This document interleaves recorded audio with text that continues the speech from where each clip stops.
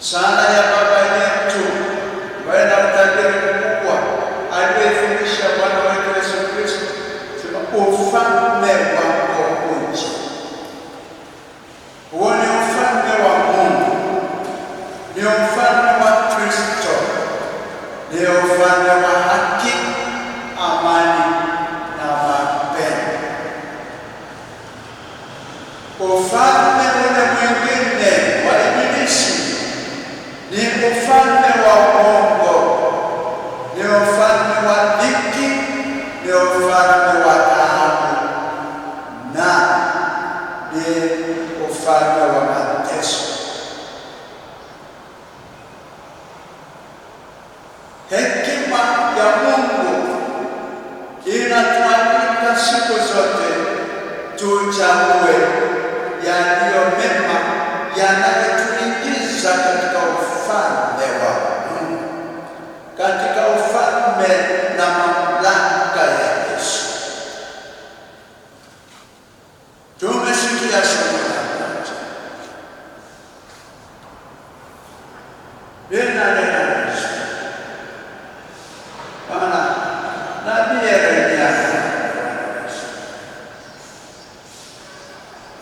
kwamba kusikiliza, kutii maagizo ya Mungu kunaleta faida, kuna manufaa.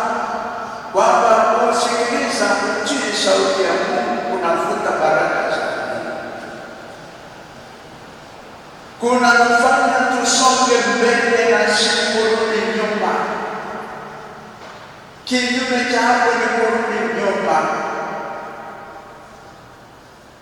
Kutii maagizo ya Yesu, mamlaka ya Yesu,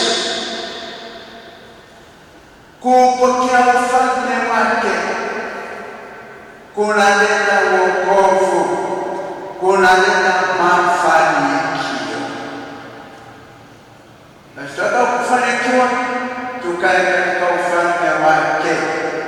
Na ndio maana Injili ya Mathayo sura ya 6 aya 33 anatuambia, utafute kwanza ufalme wa Mungu, hayo mengine yote mtayapata kwa ziada. Tutafute ufalme wa Mungu kwa sala, tafakari ya neno la Mungu, matendo ya huruma, uvumilivu katika taa, kufuata njia salama ambayo ni Yesu mwenyewe aliye njia, ukweli na uzima.